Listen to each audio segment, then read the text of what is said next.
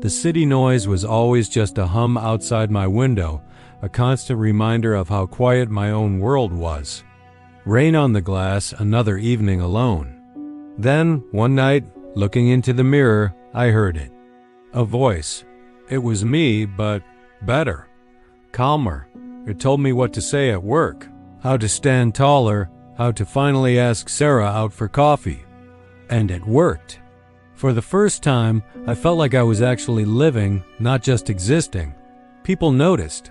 I felt seen. But then the whispers changed. The voice wasn't just helpful anymore, it was demanding. She's laughing at you. It would hiss when Sarah smiled. They're all talking behind your back. The advice turned to warnings, the encouragement to paranoia. I started seeing things, a flicker in my reflection's eyes, a coffee mug on my desk moving when I wasn't looking. Was I going crazy? The voice said everyone else was the problem, that only it could be trusted. It was my only true friend. Now the apartment is silent again. The voice is louder than ever, screaming inside my own head. I smash the mirror, but I can't smash the reflection inside me. I stare at the wall where it used to be, shards of glass at my feet. I see him there, in the empty space, smiling back at me. I'm so tired. The city hums on, but the only thing I can hear is the silence where the voice used to be. And its echo. The most dangerous voice you'll ever hear is the one that sounds exactly like you. Mayra aced the presentation. She was born for this job, and everyone knew it.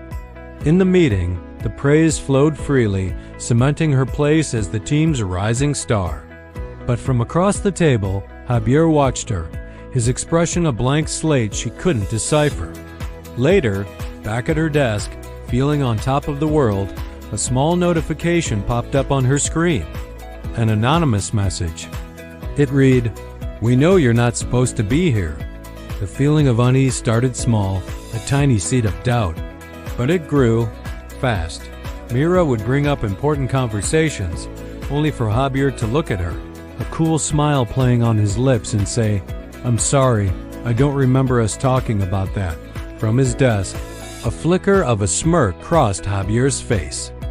The office security cameras offered no comfort, just glitchy footage of a blurred figure near her workstation after hours. The messages became more frequent, more personal, chipping away at her confidence. "You're a fraud. They're going to find you out." She had to prove it. She had to expose Javier. In a desperate surge of adrenaline, Mayra tried to access his public calendar. But with a trembling hand, she clicked the wrong icon. Her own calendar from months ago filled the screen. And there they were, a series of scheduled, timed messages, each one meticulously written, each one sent from her to herself. The blood drained from her face as the truth crashed down. It was never him. It was always her. Was it real? The candlelight, the way she smiled when I gave her the necklace, our anniversary. Just last night, she was right here, telling me she loved me. But then, something else flashes in. A fight. Doors slamming, her voice strained, my own words echoing back at me, sharp and cruel. Which one was yesterday? I wake up and the bed is cold. Her side is empty. My head pounds, trying to make sense of it, trying to hold on to the warmth, but it keeps slipping away. It's like a film reel tangled in my mind. Yesterday we were celebrating. Yesterday we were fighting. Yesterday she held my hand in the car. Yesterday. There was a screech of tires. The world shattering into a million pieces of glass. I keep looking at the pictures on the wall. Her smile. Us. Trying to find the real thread. But everything is glitching, breaking apart. The beautiful dinner scene flickers, replaced by the glare of headlights. Her laughter is drowned out by a deafening crash. My mind is a battlefield of what was and what I wish had been. I'm losing. Then the chaos subsides. The happy memories, the arguments, they all fade like old photographs left in the sun. And one memory remains, burning brighter than all the others. The accident, the finality of it, the silence that came after. I look around the house. It's not the home we built. It's just an empty space filled with ghosts. I pick up her picture, the one from our first trip together, and I finally let myself remember the one yesterday I tried so hard to erase. The truth. And the tear that falls is for the memory I can no longer rewrite. Have you ever felt it? That prickling on the back of your neck? That feeling like you're not alone, even when you are? For Leo, it started as a whisper, a flicker in his peripheral vision, a suspicion.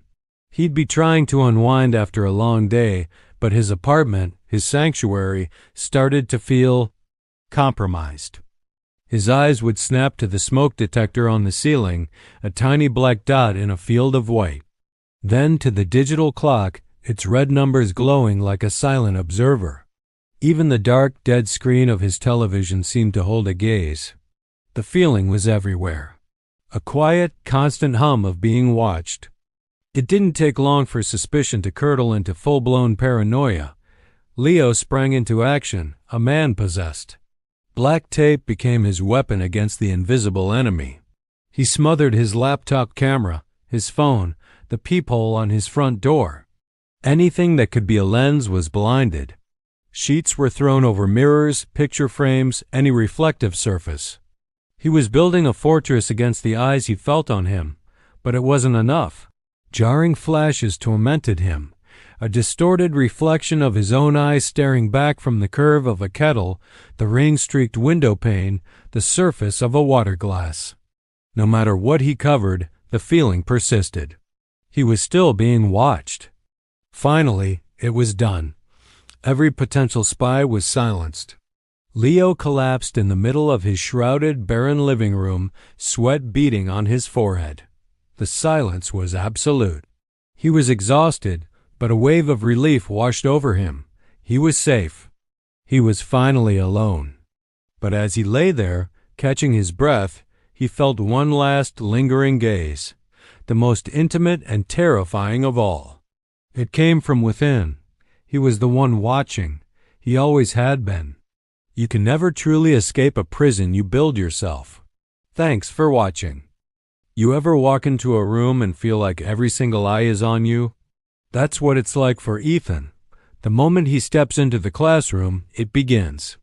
Just a few glances, but in his mind, it's a full-on interrogation. Their faces warp, their eyes lock on him, and the first whisper starts, quiet but clear. Look at him. Suddenly, the whole world shrinks. The room feels like it's squeezing him. The walls are caving in. The whispers aren't just whispers anymore. They're a storm inside his head, getting louder and louder, all talking over each other. Why is he here? What's wrong with him? He doesn't belong. The faces he sees are no longer just classmates. They're twisted into sneers, judging him. He can't breathe. His heart is pounding, a frantic drumbeat against the roar of the voices. It's too much. It's overwhelming. A nightmare he can't wake up from. And then, silence. Total, absolute silence. The chaos vanishes. The classroom is just a classroom. The students are just students, quietly working, writing, reading. No one is looking at him. No one is whispering. They haven't even noticed he's been standing there, frozen by the door, trapped in a battle no one else could see or hear. Social anxiety can feel like you're the main character in a horror movie that only you are watching. It creates a reality that feels so true, so intense, yet exists only in your mind. If you feel like this, please know you are not alone, and it's okay to ask for help. Talking to a friend, a family member, or a mental health professional can make all the difference. You don't have to face that crowd in your head by yourself. Thank you for watching.